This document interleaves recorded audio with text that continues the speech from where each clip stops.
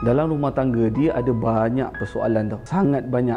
Contohnya antara persoalan yang paling sangat diutarakan sebagai suami ataupun isteri, ni yang kita nak cerita tentang satu perkara yang sangat penting dalam rumah tangga. Bila kita masuk saja dalam rumah tangga, maka bermulalah soalan ini, iaitu berkenaan nafkah. Saya tak nak cerita dari sudut hukum, dari sudut apa yang telah ditetapkan oleh Allah dan Rasul. Itu dah cukup jelas dah sebenarnya. Bila sebut saja soal nafkah ni, maka tanggungjawab yang perlu dipegang, dipikul, digalas adalah suami. Itu dah termaktub dah. Tak perlu nak disembang-sembang ke, nak diceritakan, nak dibesarkan lagi, tak. Bila suami mengambil tanggungjawab itu, maka insya-Allah banyak benda lain akan selesai. Yang kita nak cerita kat sini tentang satu benda, nafkah lahir dan juga nafkah batin. Nafkah lahir ni kita fahamlah apa yang patut seorang suami sediakan kepada seorang isteri. Saya bagi contoh secara ringkas, nafkah yang kita kena sediakan kepada isteri, contohnya pakaian dia. Kalau Islam tetapkan setahun 2 kali, tetapi kita lihat pula keperluan kepada isteri. Katalah isteri itu semakin membesar. Kita tak boleh biarkan dia pakai baju macam tu. Kita kena bagi dia baju yang lain sebab dia makin besar.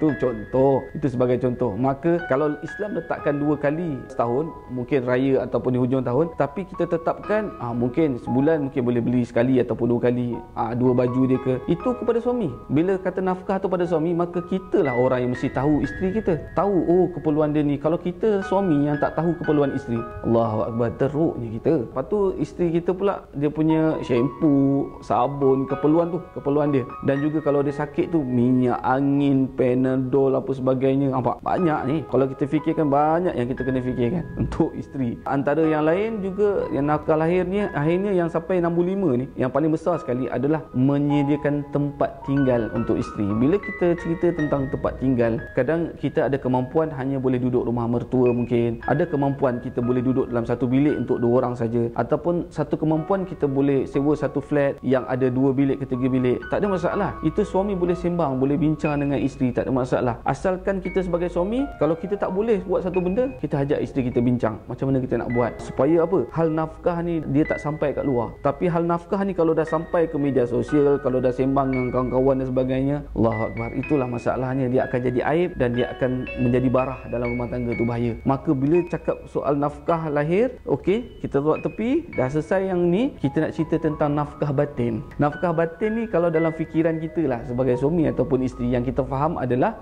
bilik tidur malam Jumaat, itu hubungan seksual antara suami dan isteri. Itu je yang kita faham. Sedangkan dalam Islam, keperluan batin ni, nafkah batin kepada isteri ni adalah menghiburkan isteri. Menghiburkan isteri. Sebagai seorang wanita ataupun sebagai seorang perempuan, mereka perlu dihiburkan dari banyak sudut. Dan sebagai suami, kita pula, kita boleh meletakkan apa hiburan tu adalah pada kita. Kita tak perlu tengok orang. Katalah isteri kita ni suka apa sebenarnya. Katalah dia suka pergi Tesco, pergi pusat mula belah. Dia bukan suka beli barang pun, tapi dia suka pergi. Dia suka pergi. Kita bawa dia setiap minggu pergi. Masuk dia dalam troli, tolak.